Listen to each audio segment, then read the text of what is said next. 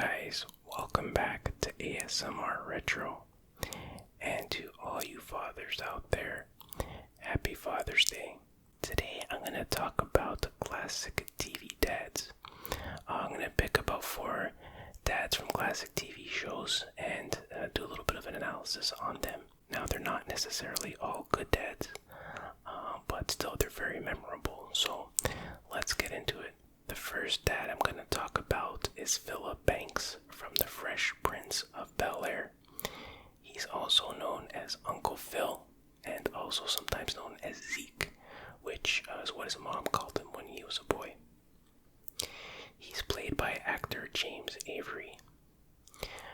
Philip Banks was the father of Hillary, Carlton, Ashley, and Nikki, and was married to Vivian Banks. He was also the uncle by marriage to Will Smith, played by Will Smith, but he was basically a father figure to Will. He was a successful lawyer and then became a superior court judge, and he lives in a mansion in Bel-Air. I think he was one of the best father figures on TV and definitely the best on this list. Although he clashed a lot with Will and lost his temper a lot, it was because he was trying to straighten Will out. He saw the potential in Will and it made him mad when Will screwed up. He didn't want Will to throw away his gifts and opportunities. A great example of this is one of the first episodes, or maybe it was the very first episode, I'm not sure, where there's a scene where Phil is disciplining Will about something and he kind of talks down to Will, and then he exits the room, and then Will goes to play some classical music piece on the piano, and Phil comes back into the room maybe to yell at him some more, I don't know, but then he stops, he listens for a bit, and then he walks away. That was probably the first time that he saw Will as more than just a goofy mess up from Philly. He saw at that point that he had some potential. That's such a great scene. And then there's the episode where Will's father returns years after abandoning him. Uncle Phil warns Will not to get too attached because his father may hurt him again. Then Will explodes on Uncle Phil and yells, "Who cares what you think? You are not my father." And you can literally see the moment where Uncle Phil's heart just breaks. It was so well done, and to this day it gives me goosebumps, and not the ASMR kind of goosebumps. And then at the end of the episode, Will's father does abandon him again, and Will just breaks down in tears and says, "How come you don't want me, man?" And then Phil embraces him, and they do a slow pan to a little statue of a father hugging his son. That's very, very powerful stuff. If you don't tear up during that scene, you're not a human being, what can I say? Great acting by Will Smith here, by the way. So Uncle Phil is kind of like a big Papa Bear. You're kind of scared of him. You don't poke the bear, but when you need him the most, he's there to protect you. I remember the episode where a girl was bullying Ashley at school. So Phil and Vivian had a meeting with the girl's parents. The parents were acting super annoying, pretentious, and insulting, and they have a heated exchange, and then Phil ends up knocking out the girl's dad. Now, that wasn't exactly the right thing to do in that scene, but man, it must have felt so good to knock that guy out. That guy kind of deserved it. On the other hand, it seems like he neglects Carlton sometimes. He gives Will way more attention and praise when he does something good than he does Carlton. But they did talk about this on one episode where Carlton is really jealous of Will and the attention he was getting, and Phil explains to Carlton, Will is here all the way from Philly, he doesn't know anybody here, his mom's all the way back there, he doesn't have a father, so he needs more attention, during this hard time for Will. Carlton hasn't made, in a sense, right? And that makes sense, but I still do think that Carlton sometimes required a little bit more attention. But, nobody's perfect, right? One more thing I wanted to mention is the Fresh Prince remake series, Bel-Air. I really enjoyed that show a lot, and I like the actor who plays Uncle Phil, but the Uncle Phil character in that show, I think, lacks a lot of passion that the OG Phil had. Phil will get very angry and have, lose his temper really quickly, and sometimes justified, sometimes not. But that was like more entertaining that he had that passion. But the new Uncle Phil is not like that. He's very quiet, rarely loses his temper. Like he does, but he doesn't like let it out really that much. I think maybe only once I've seen him get angry. But anyway, it's still a great show. But of course, I prefer the original Uncle Phil and the original Fresh Prince of Bel-Air. Okay, let's go on to the next TV dad, and it's Al Bundy from Married with Children, played by Ed O'Neill. He is father to Kelly and Bud, and married to Peg Bundy, formerly Peggy Winker, and owns a dog named Buck. He sells women's shoes, lives in Chicago, and drives an old Dodge, which has over 1 million miles on it, by the way. And he famously scored 4 touchdowns in one game in high school football for Buckeye.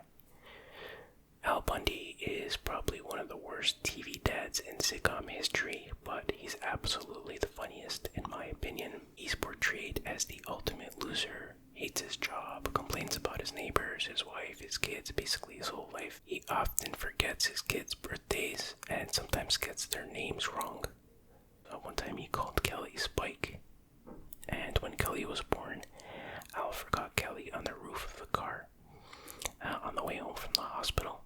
And Al says, "I started the car and heard a voice from outside. I got out of the car to let your mother in, and there you were." It's pretty funny, but also, pretty horrific if you really think about what's happening there, or what almost happened.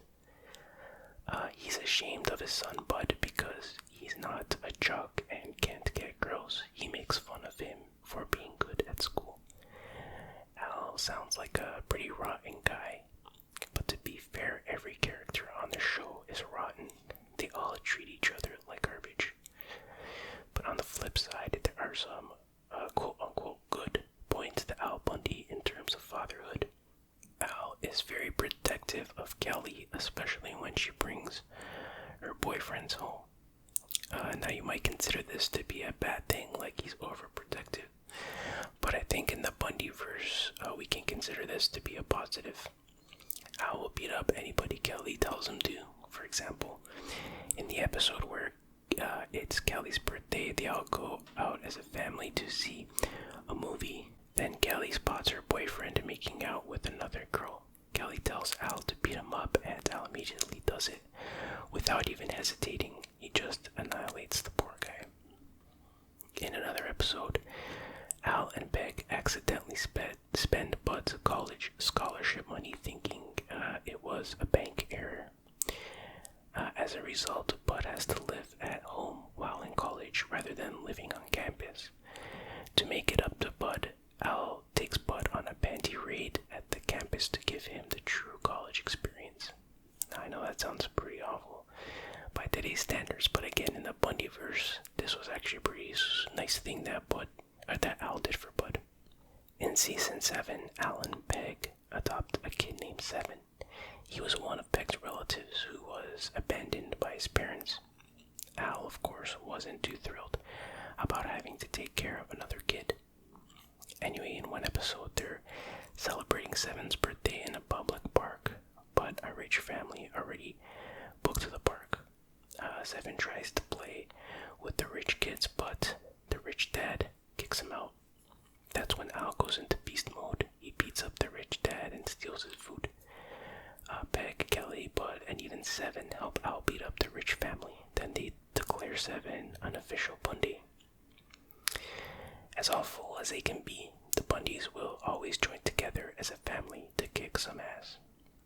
Okay, moving along, now we're going to talk about Frank Costanza from the show Seinfeld, played by Jerry Stiller and John Rudolph. I'm not sure if you're aware of this, but originally Frank was played by a different actor just for his first appearance. And then I guess they got once they got Jerry Stiller to be Frank Costanza, they went back and refilmed his part in the first episode. So for years I saw it on TV, I would see Jerry Stiller, but then one time I saw John Rudolph playing the role, and I'm like, what is going on? But anyways, there's the explanation for that. Anyway, he is the father to George Costanza and married to Estelle Costanza. He is retired but previously worked as a Christian relic salesman and was a chef during the Korean War. He lives in Queens, New York. Frank Costanza is such a unique character, especially because of Jerry Stiller's performance. He delivers each line in such an unexpected way, yet it still fits perfectly with the character. I can relate in some ways to having parents like Frank and Estelle. The way they can go from 0 to 60 instantly, like they're having a regular conversation, then they suddenly start yelling about the dumbest thing, and a few seconds later, it's back to normal. The slightest thing can set them off. One of my favorite Frank and George moments is when they're eating breakfast or something, and Frank explains the bra sizes to George.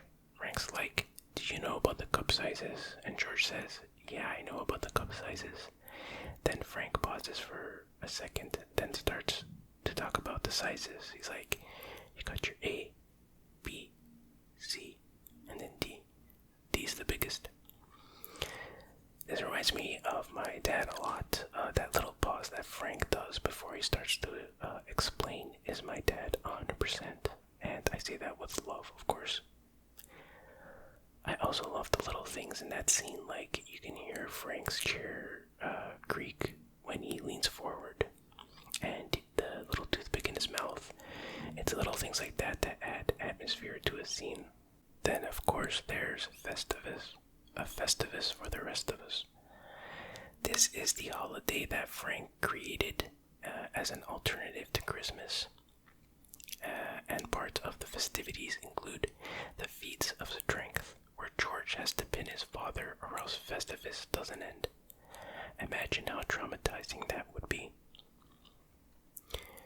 Just so many funny things he did that embarrassed or bothered George, like wearing sneakers in the pool. When George saw him trying on the bro, it's the man's ear.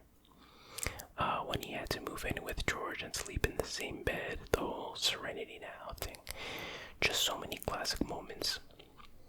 Now, I can't say he was a bad dad per se, but he wasn't great either. But overall, he wasn't mean-spirited. That's just the way he was. And finally, I'm going to talk about Homer Simpson from, of course, The Simpsons, voiced by Dan Castellaneta. He is father to Bart, Lisa, Maggie, and married to Marge Simpson. He has a cat named Snowball too, and a dog named Santa's Little Helper. He works as a safety inspector at the Springfield Nuclear Power Plant.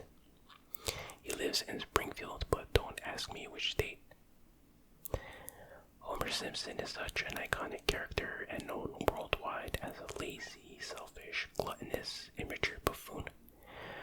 But he can also be sweet, loving, emotional, sensitive, and willing to sacrifice his own happiness and physical well-being for his family. For example, the episode where Bart becomes interested in soapbox derby racing. Homer realizes he's been neglecting Bart, so he helps him build his own boxcar. And they spend, some quality time together. Then Bart has the opportunity to drive Martin's car in the big race, which is a much better car. Homer gets really upset and acts immaturely towards Bart, and he refuses to go to the race. But at the last second, Homer realizes that he is a good dad, and he makes it to the race just in time and says something like, "Do it for your old man." That was a nice moment.